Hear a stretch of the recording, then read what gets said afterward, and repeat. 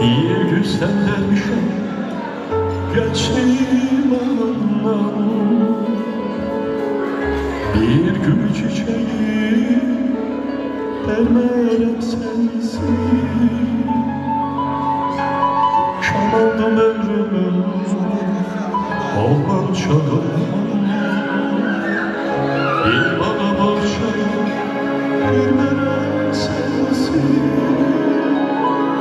Şükrüye talih, şükür Hudaya,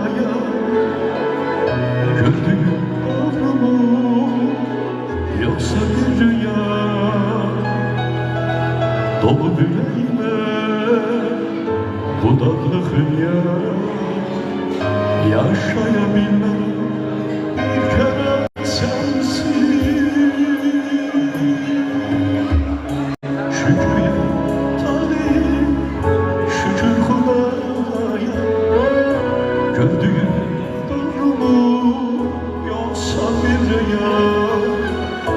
Dolu yüreğime budaklığın ya, yaşayabilmem bir kere sensin.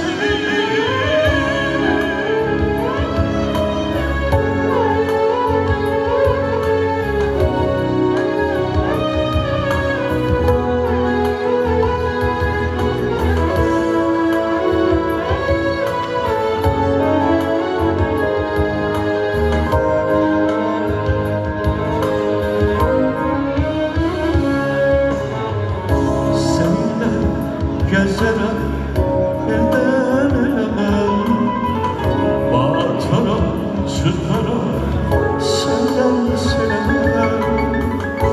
Düşende yalnızca dilden dilemem. Özgürlük değil,